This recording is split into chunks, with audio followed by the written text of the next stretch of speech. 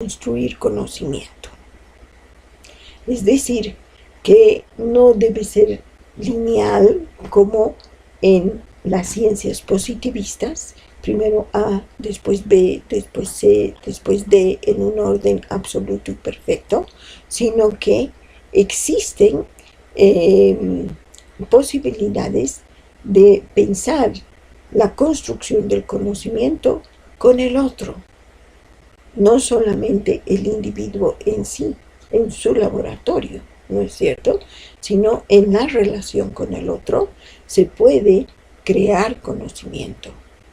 Y entonces este señor Wiener era piloto durante la época de la Segunda Guerra Mundial y resulta que él era piloto de los aviones cazabombarderos y resulta que él tenía que aprender a hacer el cálculo de cuándo tenía que lanzar las bombas, considerando la velocidad del avión, la altura a la que se encontraba el avión y la distancia del punto al blanco del blanco al que necesitaba bombardear. Y entonces habían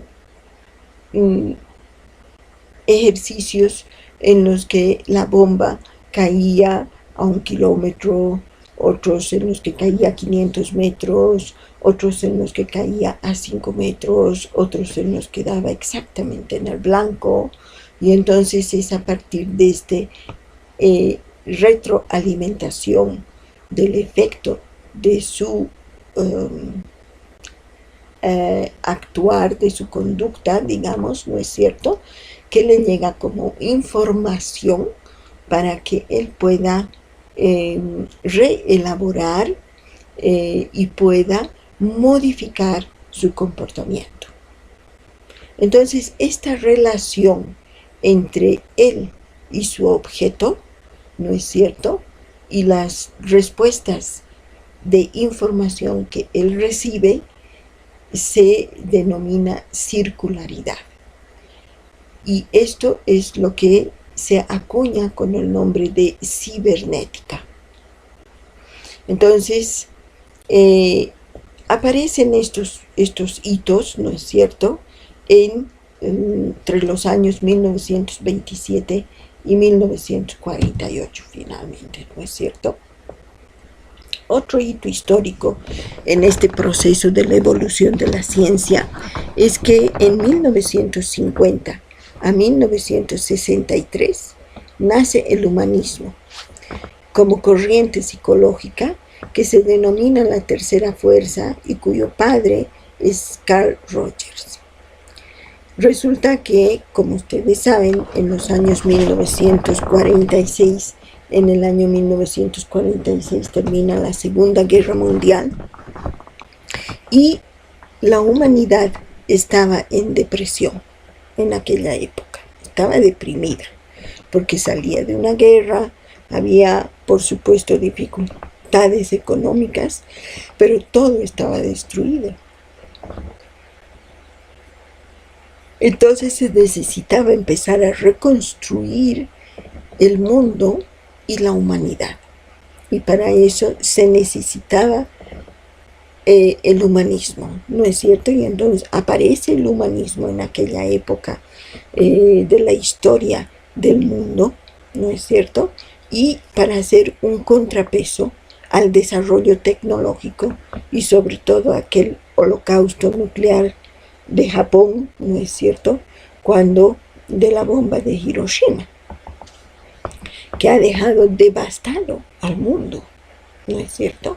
Y entonces era al mismo tiempo de que el hombre podía construir la maravilla, ¿no es cierto?, de el rebote de los electrones para producir, digamos, la bomba atómica, que ha sido el descubrimiento de Einstein, ¿no es cierto?, pero al mismo tiempo el mal uso destructivo por el poder que el hombre hace, ¿no es cierto?, de la ciencia. Entonces, contra esta exigencia de objetividad científica, ¿no?, aparece la importancia que se da al sentido y al significado en la vida, y se validan las afirmaciones con criterios subordinados a la experiencia humana, y se proclama la relatividad del conocimiento para producir la creatividad, y se confía en la fenomenología. ¿Sí? Entonces el humanismo y la fenomenología están también muy ligados. ¿Sí? Podríamos decir que la fenomenología, que el método fenomenológico es el método de investigación, de construcción de conocimiento del humanismo, ¿no? En 1946 a 1966 aparece la sistémica nuevamente con Gregory Bateson y Václavic esta vez. Václavic es un psiquiatra que lee los textos de Bateson y se interesa muchísimo por sus explicaciones, y entonces lo invita a Gregory Bateson a Palo Alto, en los Estados Unidos. Gregory Bateson era inglés, ¿no es cierto? Lo invita a Palo Alto, en los Estados Unidos, para poder investigar más profundamente las familias con miembros que tienen psicosis y esquizofrenias. Y es a partir de esas investigaciones que nace la escuela pragmática de la primera cibernética del enfoque sistémico. Entonces, aparecen los conceptos de la circularidad, como ya les había explicado, ¿no es cierto? Pero la circularidad en este caso en la comunicación entre dos personas o en los sistemas humanos. Y cómo influye, digamos, la comunicación del uno en el otro, ¿no es cierto? Porque cuando nosotros hablamos, estamos emitiendo un mensaje. Ese mensaje va a ser recibido por el receptor y va a ser decodificado en función a su propia historia y comprendido en función a su historia, para después emitir un mensaje de respuesta que va a llegar al emisor. Entonces esta circularidad, ¿no es cierto?, hace referencia al concepto de cibernética. Pero este contenido va a tener sentido solamente en un contexto determinado, si nosotros le ponemos un contexto, ¿no? Es decir, el mensaje por sí mismo no tiene sentido si no está contextualizado, ¿sí? Si no está contextualizado. Por ejemplo, si nosotros vemos a un señor que se hace seguir por los patitos, ¿no? Y que es la primera persona a quien los patitos ven. Ustedes saben que los patitos asumen como mamá al primer objeto que se mueve, ¿no?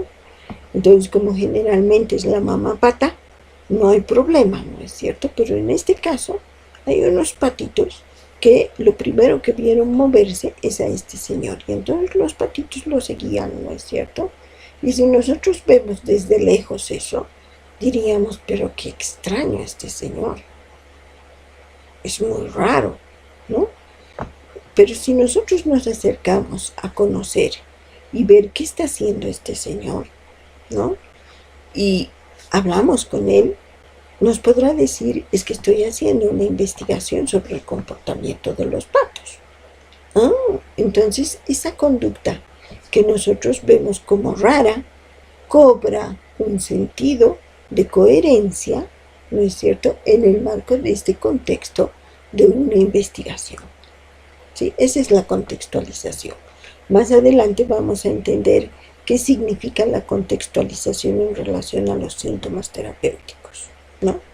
Pero entonces aquí vamos a ver cómo se integran conocimientos de la antropología y de la psicología y de la psiquiatría, en este caso, ¿no es cierto?, para producir también, digamos, elementos, conceptos básicos que hacen a la definición del enfoque sistémico. Entre estos conceptos van a estar los de comunicación y los de relación, porque en la comunicación, como ya les hemos explicado, es este mensaje que sale, llega, y que nosotros recibimos un mensaje de respuesta, ¿no es cierto? Y la relación es el tipo de contacto que existe entre las personas. Es un contacto amistoso, es un contacto enemigo, de enemigos, es un contacto cercano, lejano, distante, respetuoso. ¿Cómo es este contacto, no es cierto? ¿Cómo es la relación, no es cierto? ¿Y qué relación existe entre la relación y la comunicación? Entonces, estos señores van a redefinir el síntoma de la psicosis y de las esquizofrenias y van a decir que evidentemente la psicosis y las esquizofrenias, después de haber trabajado con muchas familias que tenían estas características, nos van a hacer comprender que no solamente la psicosis y la esquizofrenia tienen causas mentales y neurológicas de funcionamiento del sistema nervioso, y del cerebro, sino que también tiene causas comunicacionales y relacionales y que se producen en las dinámicas de las familias. Finalmente, en los años 1980 a 2002, aparece Magorov Mayurama. Son dos autores, ¿no es cierto? Mayurama es chileno, ¿no es cierto? Y aparece una segunda cibernética del enfoque sistémico, donde van a aparecer muchas escuelas del enfoque sistémico. Va a estar la escuela relacional, va a estar la escuela estructuralista, la escuela psicoanalítica, vamos a trabajar aspectos relacionados a una escuela de la terapia breve, ¿no es cierto? Y resulta que aparece esta segunda cibernética porque durante la primera cibernética el proceso terapéutico consistía mucho en contener a las familias, ¿sí? Entonces era como que todo va a estar bien, sea optimista, las cosas van a salir bien, y finalmente, ¿no es cierto?, contener también en el sentido de hacer que el sistema vuelva al punto de equilibrio anterior a cuando se presente el síntoma, ¿no? Y entonces resulta que, como volvía al punto de equilibrio anterior al que se presentaba el síntoma, volvían a aparecer otros síntomas en esta familia. No necesariamente el mismo, pero otros síntomas. Entonces realmente empezaron a cuestionarse sobre los efectos realmente de transformación de los procesos de terapia. Y es en este momento en el que aparecen estas nuevas críticas, digamos, al enfoque sistémico, y a partir de eso aparece el concepto de que es necesario generar movimiento y crisis en los sistemas para que se puedan desestructurar para volver a estructurarse, ¿no? Y a partir de este principio es que aparecen muchas otras corrientes del enfoque sistémico.